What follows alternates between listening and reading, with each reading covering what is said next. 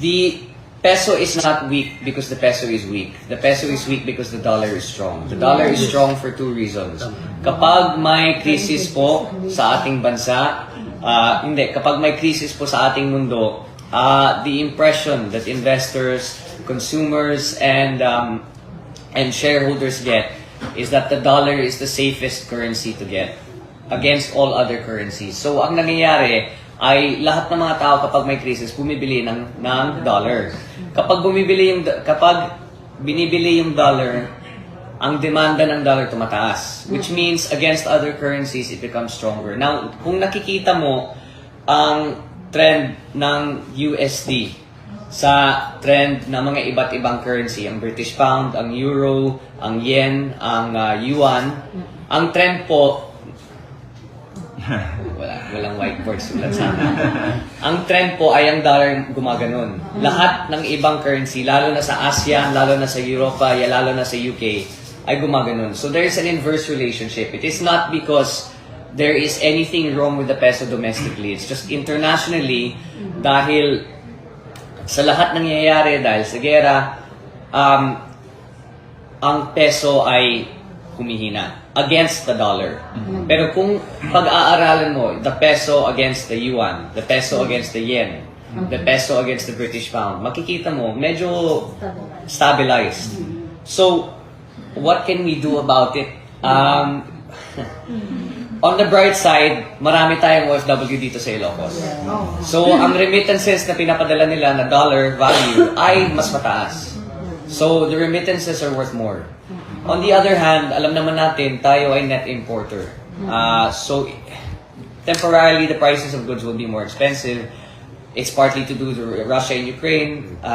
Another explanation about it, I don't want to get too into it, pero nung pandemya, the Fed, the US government, nag-print sila ng US dollar. So, medyo dumami ang supply ng dollar. Ngayon, ang daming bumibili.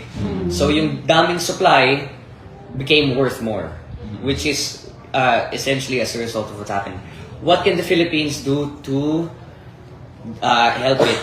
Sa totoo lang, I'm gonna be realistic with you.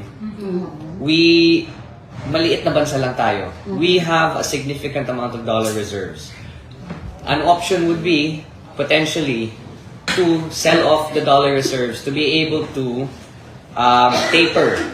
Tataas pa rin yung value ng dollar, pero hindi gaano kalaki kumpara kung hindi mo gagawin yung sinabi ko, which is to sell off our dollar reserves. But, dahil nangyayari to, hindi lang sa atin, kundi sa lahat ng ibang bansa, kahit bebenta ka ng dollar reserve, walang masyadong maapektuhan. Dahil ang dollar reserve natin kumpara sa UK, sa Europe, sa mga iba't ibang bansa ng Asia, ay napakaliit pa rin. So you have to think of it on a global scale and on a global level.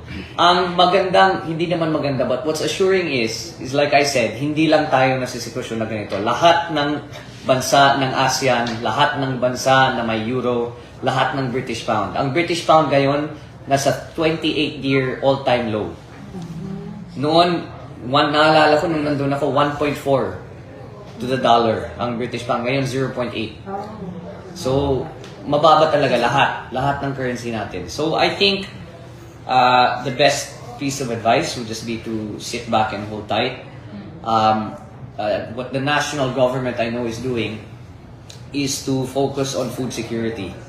Because as we are a net importer of certain goods and services, we have to make sure that domestically, we are able to produce that. So yung mga iba't ibang pagkain na nangangailangan natin, imbes na ini-import, hopefully, ay katulad sa sinasabi ng Pangulo, ay kailangan patibayin ng ating value chain, ng ating supply chain para sa pagkain. And that entails buffering domestic production. Kaya kung nakita mo si Pangulo, ay gumawa ng EO, katulad sa asukal. Lahat ng asukal na gagawin for 2023 ay for domestic consumption, hindi na importation. And that is to make sure that kahit nangyayari itong fluctuation sa ating currency, ay may access pa rin tayo sa pagkain.